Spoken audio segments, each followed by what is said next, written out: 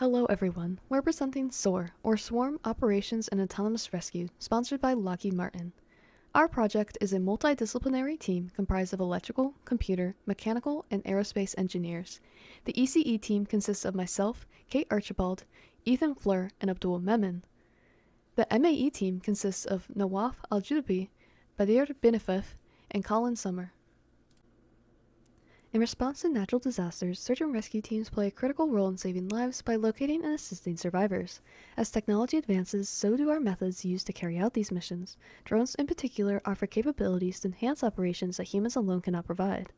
With their aerial perspective, drones can scan large areas quickly, identifying hazards and locating survivors from above. Their thermal imaging capabilities allow them to detect heat signatures hidden under snow, debris, or collapsed structures. Additionally, drones enable rapid deployment, launching at a moment's notice to provide immediate reconnaissance. Not to mention, there is a reduced risk for rescuers when sending them into hazardous conditions, such as the aftermath of a natural disaster. SOAR seeks to revolutionize search and rescue operations through a heterogeneous drone swarm, where each drone is equipped with specialized technology to maximize real-time data transmission to a base station, ultimately increasing the success rate of rescue missions. The main goal of our project is to develop an autonomous drone swarm for search and rescue missions. Our objective is to use advanced technology to enhance the effectiveness and safety of these missions. Our drones should be capable of receiving commands from a base station, communicating through a stable mesh network, and autonomously navigating obstacles. Additionally, upon detecting a target, they shall provide the GPS locations of themselves. This enables them to operate independently in challenging environments, which will significantly improve the efficiency of rescue operations. Moving on to our project's electrical and mechanical objectives. Starting with the electrical, our team aimed to implement a MAV link for effective communication between drones and the base station, while also implementing a diverse array of sensors including attitude, acceleration, and orientation sensors, as well as LiDAR and radar for autonomous flight. Additionally, we are deploying an artificial intelligence processor along with the electro-optical and thermal video cameras for autonomous search and rescue target detection. On the other hand, the mechanical objective focuses on designing drones that are both lightweight and energy efficient. Regarding our stretch goal, we aim to achieve centimeter level precision with RTK on the GPS and to optimize our drone design for more efficient and recharging capabilities. Engineering specifications. Firstly, we present the specifications for our thermal and standard cameras. We have configured these cameras with a focus on size, weight, resolution, and frames per second to optimize both performance and functionality. Our thermal camera is designed to operate efficiently across a board temperature range from -40 degrees Celsius to 300 degrees. It offers a resolution of 320 by 256 pixels and maintain a high accuracy within a plus or minus 2 degrees Celsius. This precision makes our drone not only adaptable in varying operational conditions, but also extremely reliable in environmental sensing and data gathering. For communication, our drone updates global positioning system data at a rate of 10 to 20 Hz and uses a 5.8 GHz frequency for video transmission. The communication range can extend over 1 kilometer. Additionally, the obstacle detection system is a critical component, providing a complete 360 POV. It effectively detects obstacles from 12 meters to 25 meters away with an impressive accuracy of 90%. Continuing with our engineering specification covering further details about the battery, motors, and performance metrics of our project. The battery current draw operates between 54 to 77 amps with a minimum voltage of 22. A single battery supports a flight time of about 13 minutes, which optimizes efficiency and endurance. Moving on to the motors, these motors produce a thrust of around 2.5 kilograms, making them powerful and efficient. The motor design contributes to the drone overall lightweight, enhancing the performance. Regarding the performance, it supports a maximum takeoff weight of approximately 3.27 kilograms, which is optimal for adding various payload without affecting its flight capabilities. It can hover for up to 23 minutes, which is ideal for extended operation, with a maximum speed of 56 km per hour and a maximum range of over 5 km. The drone demonstrates its efficiency and operational capabilities. Here's a hardware block diagram, which provides a system overview of our hardware located on each of the drones in the swarm. The system includes altitude and acceleration sensors that provide live motion data, which helps the ground team understand the status of the drone during flight. GPS provides positional data to give a live location of where the drone is at, as well as in the event a target is detected, their location, so that it can be sent to the ground station for rescue. Proximity sensors are implemented to detect nearby objects, so that in the event the drone gets too close, the object can be avoided to prevent collision. The telemetry transceiver is used to both send images of potential targets detected by Sparrow, telemetric data from the sensors, as well as receive any commands sent by the ground station. The ESC is used to control the motors via motor commands from the main processor. The battery life, as well as current consumption of the motors, is sent back to the main processor to help ensure good performance during flight. In addition to the ESC, the main processor handles all the sensor, GPS, and image data sent from Sparrow, and the interface to the ground station. Batteries are used to power both the ESC and all other devices on board through voltage regulators. Each of the drones in the swarm are equipped with different sensor modules, providing a wide array of functionality. Each of them are equipped with telemetry sensors in addition to the ones listed in the table. For Drone 1, it has the full suite of sensors, including LiDAR, electro-optical, and infrared cameras. For Drone 2, it has LiDAR and electro-optical camera, but no infrared camera. For Drone 3, it has just the electro-optical camera, and for Drone 4, it has LiDAR and an infrared camera. In the following slides, we'll discuss the technology and product selection for each of the devices used on board the drone for SOAR. For our IMU technology selection, we decided on MEMS technology for all three sensors.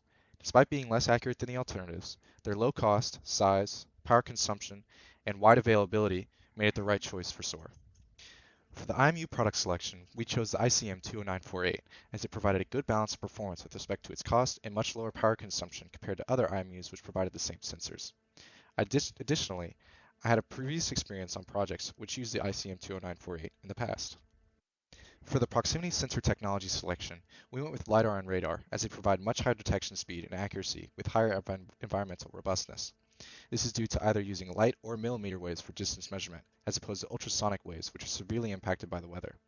In addition to only a slight increase in price and power consumption, this made both technologies a more viable choice for us. For the LiDAR sensor, we chose the RP LiDAR C1 due to its 360-degree detection capabilities, in addition to its high detection speed, detection resolution, and compatibility with our autonomous flight software. All of this, in addition to its moderate price, made it the best choice for our LiDAR sensor. The C4001 was chosen as our radar sensor, as it provided a much longer detection range with a wider field of view, acting as our longer range object detection sensor out of the two on board.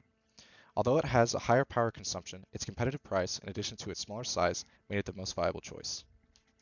The SAM MAQ was selected as our GPS module due to its built-in antenna, allowing for easier integration into our system, as well as a higher update rate and number of channels compared to other modules on the market.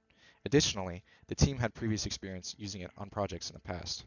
For these reasons, the SAM MAQ was the most viable choice for the GPS product used on SOAR. For the RF transceiver, we chose the SICK 915 MHz transceiver. Although the microHard provided a wider range, the compatibility with Mavlink, our wireless communication protocol used by our autonomous flight software, as well as its higher data rate and much lower cost, made it a better choice over the microHard and SICK telemetry radio version 3. Given the balance of weight, power, and accuracy requirements, barometric sensors are optimal for our project's altimeter solution. While ultrasonic and LiDAR altimeters offer enhanced accuracy, they have too short of a range as they require objects to bounce off of, as opposed to a barometric sensor which uses air pressure. Additionally, barometric sensors on the market are much smaller than the competition, allowing for ease of integration, making them the much more viable choice for our drone.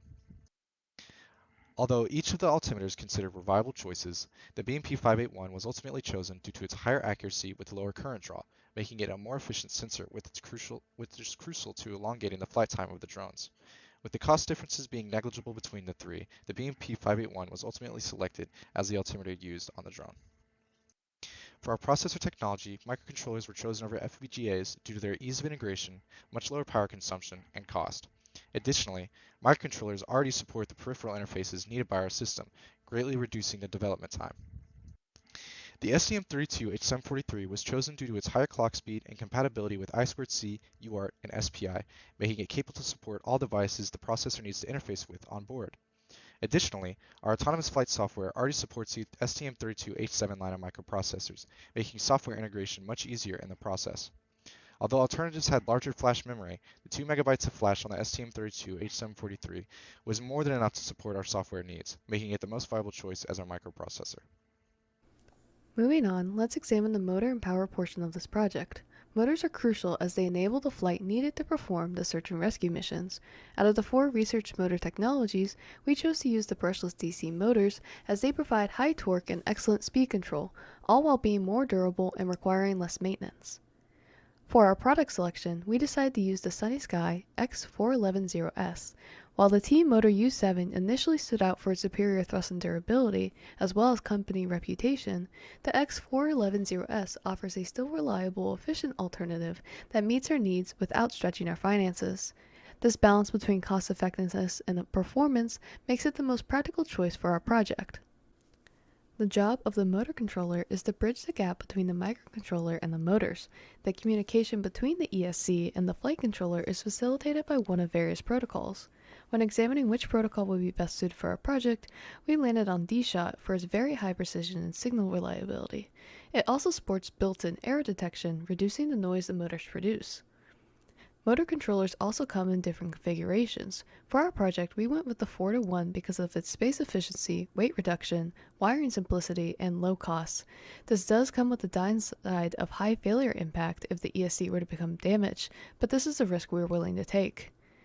From both of the technology selections, we chose the T-Motor F55A Pro 2 for its lower continuous current and high amounts of protections, making it worth the extra investment. This power tree was drafted to ensure every component was properly powered with correct voltage values. As you can see, we have 5 distinct voltage level requirements, those being 22.2, 19, 5, 3.3, and 1.8 volts. Knowing 22.2 is typical output for a 6S LiPo battery, we can consider it being directly powered from there. Now we must select 4 different voltage regulators to satisfy our project. We researched both linear and switching voltage regulators to meet the previously mentioned voltage level requirements. We decided to use a linear voltage regulator for the 1.8 level. While generally considered less efficient, they provide clean, stable power, which is particularly important for low noise sensitive components such as our IMU. Switching regulators were instead chosen for their high efficiency and power quality for the 3.3, 5, and 19 volts. This hybrid approach ensures the drone's electronics will operate reliably without introducing excess noise or unnecessary power loss, optimizing performance and battery longevity. We went with the LP5907 MFX 1.8 as our linear voltage regulator for its low power dissipation and noise. The fixed 1.8 volt output also simplifies the design without the need for external adjustment circuitry. Moving on, while the AP6451 SP13 does not appear to be the obvious choice in this project, being the least efficient and most expensive, it was chosen for its flexible input range as well as previous experience we've had with this component outside of SOAR. The familiarity of this regulator will save us time in testing and integration.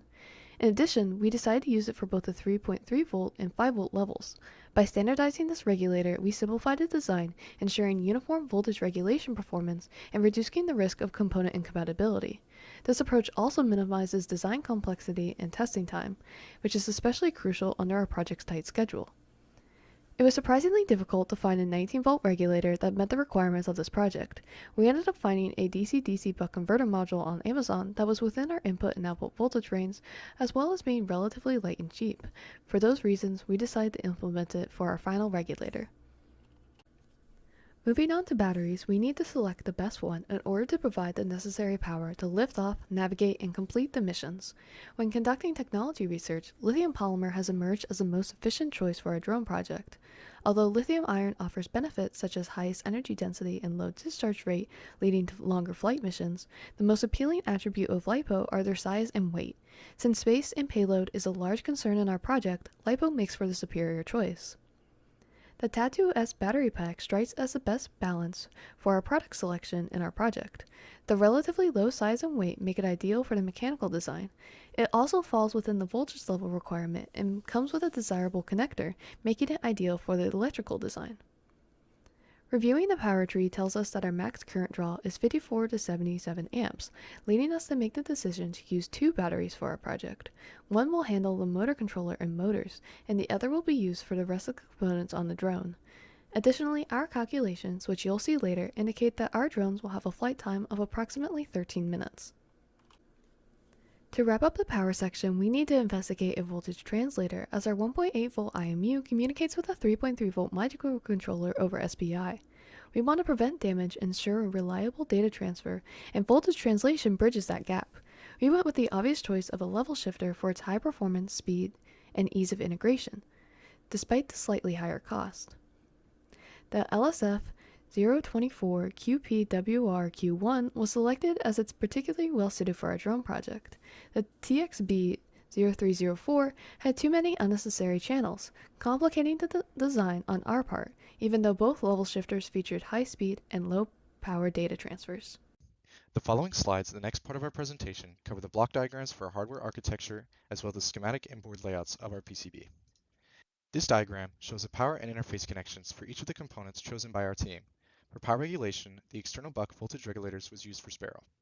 The buck was configured to output 19 volts to a DC barrel jack connection to isolate the power connections to the PCB and nano, as well as reduce the number of voltage regulators on the PCB. Multiple AP6450 voltage regulators were used to output 5 volt and 3.3 volts, with the first powering the transceiver and LiDAR sensor and the other powering the radar, altimeter, and microcontroller. To power the IMU, the output from the 3.3 volt voltage regulator was stepped down via an LDO to 1.8 volts.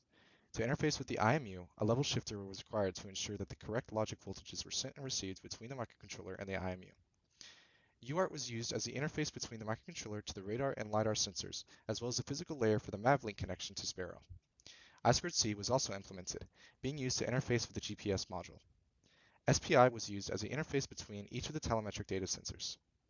For the ESC, D-Shot is sent directly from the MCU via timer channels, and current and battery sensing pins are passed into the internal ADC channels located in the microcontroller. To power all the devices on board, two 6S LiPos are used, with one dedicated to the ESC to ensure maximum flight time. In the overall schematic, you can see each of the devices located directly on the board, as well as the connections to the external ones. The IMU, altimeter, and GPS are directly integrated, each configured to use their respective protocols to interface with the microcontroller. These are directly integrated to their ease of integration and cost compared to buying breakout modules for each. All of the voltage regulators are located on the same board as well. Although power failure is always a concern, the set failure modes as well as overcurrent and overvoltage protection of each of the power regulation ICs help in protecting the rest of the components on the board. The external connections are used to interface with the SIG transceiver, C4001 radar module, ESC, RP LiDAR C1 sensor, and Jetson Nano. Additionally, a serial wire debug interface was added to program via ST-Link, and an extra I2C was added for help during debugging. A microSD card connector was added in the event we wanted to save flight logs to local storage in case of loss of communication with the ground station. On the board diagram, you can see the layout of each of the components across the PCB. The power regulation was placed far in the corner to help isolate the switching noise caused by the buck voltage regulators, which can greatly impact the clarity of digital communication. Each of the power rail voltages on board each have their own power planes, ensuring cleaner voltage references and ease of access by each of the components which require them. LEDs were placed on both 3.3 volt and 5 volt power planes to ensure that each of the buck regulators were at least functioning. Additional LEDs were added to microcontroller pins to help debug as well, and can be used to indicate when certain events are occurring, such as ArduPilot startup. Test pads were added on the SPI lines of the IMU for help during debugging. The GPS module was isolated as much as possible from the rest of the components, with the ground plane within the recommended spec given by the manufacturer. The board's dimensions are exactly that of a post-it note, being approximately 3 by 3 inches to integrate onto the drone easily. A 4-layer stack-up configuration was implemented to support the routing requirements caused by the high density of the board. Ground and power planes are used for both isolation between the layers as well as ease of use. Now for our software and communications part and technology selection. For our drone automation software, we decided to go with ArduPilot for its capabilities in mission planning and its modularity and customization, in addition to its built-in mission planning and real-time telemetry, as well as all of the sensors already integrated. For our wireless communication method, we decided to go with radio due to its high range and its low power consumption. For our wireless communication method, we decided to go with MAVLink due to its moderate data rate, as well as its built-in functionality with ArduPilot. For the next slides, we're going to be talking about mechanical design. It's going to be going through the technology selection and product selection for everything with the mechanical engineering or aerospace engineering department. When designing the frame system for our drone, we evaluated different configurations to balance aerodynamics, stability, maneuverability as well, in addition to other configurations you can see in the criteria. So we decided to go with the X frame, because basically it provides the best combination in weight distribution, motor efficiency, and durability as well, as it's also the most common shape or frame among the same missions profile, which makes it a practical choice. In propulsion system technology selection, we carefully analyzed different propellers configurations, which are 2, 3, 4 blades as we can see. We chose to go with the 2-blade propellers, although it might have low thrust compared to 3 and 4 blades, but since our target is actually achieving 2 to 1 thrust to weight ratio, 2 blades will actually allow us to meet this requirement effectively. In addition to its lightweight, which will maximize the flight time, which will make it the best fit for our drone. In the product selection of the propulsion system, we compared Quantum, Fluxir, and Iolo, as the numbers next to them represents the diameter or length from tip to tip, and pitch. We compared based on weight, lift, drag, and coast mainly. While Iolo offers high lift, it increases the drag and the coast as well. Therefore, Quantum 15 by 5.5 was the best choice for maximizing flight time, cost-wise, and performance as well. Landing gear selection. Landing gear must balance mainly stability, weight, and shock absorption. So fixed landing gear is the most stable and lightweight, while skid type may offer some advantages as well, but they add weight and complexity. So fixed gear keeps the design simple, durable, as well as effective for our operations, and that's why we decided to go with the fixed landing gear. I'm going to be discussing the mechanical hardware of the drone. We're also going to be talking about the subsystem design and calculations regarding it.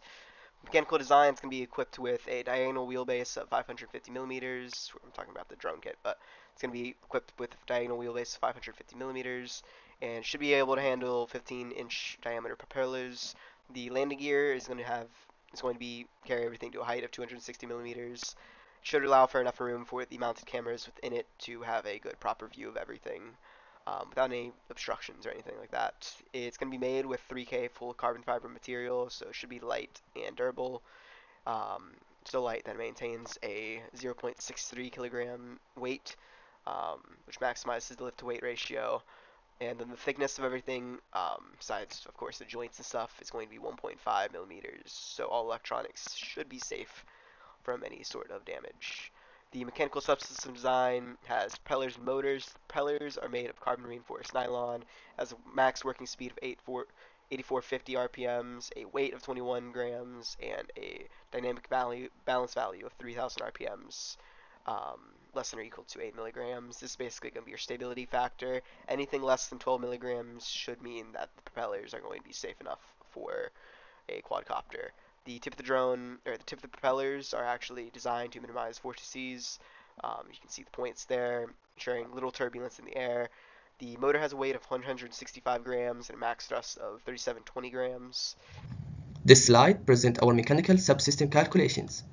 Focusing on efficiency and load analysis, we assist key performance metrics such as thrust-to-weight ratio, hover flight time, motor efficiency, and power consumption, with a specific thrust of approximately 7.56 grams per watt and a total weight of 3.2 kilograms. It shows the thrust-to-weight ratio to be approximately 2.2, which provides a thrust capable of pulling over double the weight. The estimated hover flight time is almost 24 minutes, and the estimated minimum flight time is 7.1 minutes. The motor efficiency is consistently above 80% for all scenarios, with temperature maintaining underneath approximately 48 Celsius. Here we break down the key mechanical performance metrics of our drone. The drones are capable to carry a max of 7.1 kilogram load while maintaining approximately 23.9 minute flight time. The power consumption is 346 watt, which provide a balance between performance and endurance. One of our main goals was achieving a 2 to 1 thrust to weight ratio, and we have actually exceeded that with 2.2 to 1, giving the drone a strong lift. The motor temperature stays at a safe 48 Celsius, preventing overheating. And lastly, with a specific thrust of 7.56 grams per watt, we have optimized efficiency and making sure the drone delivers the power it needs while maximizing the battery life. And now for a breakdown of our drone's overall performance. The design objective is to be lightweight yet powerful, with an all-up weight of 3.25 kg while still carrying a 2.85 kg payload. This means it can handle a significant load without sacrificing the efficiency. And with a top speed of 56 km per hour, the drone can quickly reach its target area. It has a range of 5.28 km, giving it the endurance needed for extended missions. The disk area and the disk loading values confirm that our propulsion system is well balanced, providing a stable and efficient flight. To the prototyping and future plans of the drone, we're going to be talking about the alter design and further plans. Alter design, we ended up having to cut out different base plates for everything due to the original just not being big enough. It was 150 by 150 millimeters for the original ones, and we just could not fit all the electronics on there. So we had to go bump it up to 225 by 225. I also bumped up the plate underneath to 112 by 112. The wood we use is MDF, and it's a quarter-inch thick, so it should be thick enough to last. And we used the CO2 laser cutter located in the TI lab. For future plans, the MEE team will be creating an enclosure for the electronics, so that way everything's protected against wind, weather, or turbulence. We're also going to be making brackets for the landing gear of the drone that will cause the shear stress to be more divided out throughout it, so that way it's not located onto one specific point. We're also going to be properly mounting the electronics within the drone by using standoff screws in the wood. This section is about our software design and our interfacing. Because our group works with multiple different groups, we need to be able to interface with them. The Sparrow team, our fellow ECE team, is designing our ground station. To interface with them, we must be able to send commands to and from their ground station, support target-sighted alerts, and we need to be able to support sending image data fast enough to meet their data rate requirements. Additionally, our wiring must be secure enough as to not come loose during flight. Our vitals team, which is our computer science team in charge of verifying some of their image processing, must be able to again receive and transmit commands within range and at the data rate required. We must be power, size, and weight efficient to maximize our flight time, and we must be able to support a mesh network between the drone swarm and the ground station. And again, we must be able to send image data at the rate required. To interface with both the Sparrow and Vitals team, we use Mavlink. Mavlink supports mesh networks through nodes on the network retransmitting messages whose target ID does not match theirs. Additionally, Mavlink is capable of sending image data by splitting them into chunks before transmission and including packet sequence IDs. By using Mavlink for both interfaces, messages received from the ground station can be routed to and from Sparrow efficiently. Here's a class diagram showcasing our mesh network on Mavlink. As you can see, each drone has their own shared set of sensors and computers, as well as their own unique sensors, and this is how they communicate with the ground station. As you can see, there are some cases where, such as Drone 1 and Drone 4 not being connected, but they can still communicate via the mesh network and nodes. For our software subsystem, of course, we're using ArduPilot. ArduPilot needs to run on Chibi OS, which is essentially just an operating system for it. ArduPilot will handle all of our sensor input. It is our actual dedicated flight control software, and it handles our motor output. ArduPilot additionally supports Mavlink, which we're using for drone-to-drone communication, as well as drone-to-ground station communication, and the DShot protocol, which we use in place of PWM. For our software design, we first had to make our build environment, which is running on a Linux virtual machine. On this virtual machine, we write our pin definitions and build our custom firmware. We then take the custom firmware off of the virtual machine and flash it using STM32, Cube Programmer, or Mission Planner. Mission Planner is the software we're utilizing for testing as well as our ground control. We use it to test both of our electrical and software components, and in a pinch, we can use it to upload our firmware. Now on to our prototyping and testing. Before we tested our ESC, we first wanted to test to ensure that we were getting a DShot output. To do this, all we did was hook up our signal pins to the oscilloscope and recorded the waveforms. Once we were sure the DShot protocol worked, we then went on to test Mavlink and our ESC. We did this by using a Pixhawk flight controller, which was given to us by Lockheed Martin for the specific purpose of testing. To test Mavlink, all we did was connect a radio modem to our Mission Planner software and another one to our Pixhawk itself, and we confirmed that there was connection between both. To test the motors, we actually did this over Mavlink as well, and we used Mission Planner's built-in motor testing to test our motors for the full range of throttle for up to 5 seconds. As of today, all the sensors on board are functioning and are capable of sending and receiving data to and from the microcontroller. The LiDAR and radar modules were checked as well. For debugging, a wire had to be added to the microcontroller to add the SWO pin to the SD-Link connection, which allowed for prints from the microcontroller and active register value monitoring. The GPS has been confirmed to be accessible from the microcontroller. but due to the lack of support by the STM32 HAL, testing has taken longer than expected.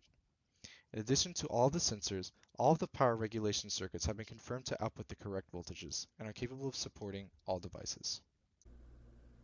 Finally, let's discuss the administration documentation, more specifically the bill of materials, distribution of work, and future schedule. With our project being sponsored, our BOM total is a pretty significant number. The big ticket items contributing to this are the ESC, motors, and batteries, which is expected coming from a drone project. For the ECE team, I was in charge of power and motor control, Ethan was in charge of the PCB design and MCU selection and implementation, while Abdul has been handling both the autonomous and peripheral software. For the MAE team, Badir focused on systems verification, Nawaf on the calculations for materials and flight dynamics, and Colin designed the propulsion system. With our large project, there is certainly a lot left to do. This week, we plan to install and calibrate our components with the chassis customization now being completed. Additionally, we've been working on a Rev 2 PCB that will be ordered soon after our flight test, which we hope to complete in the following week. This is in order to avoid a Rev 3. We're excited that we have the opportunity to present our project not only to UCF but to Lockheed Martin. We hope you enjoyed.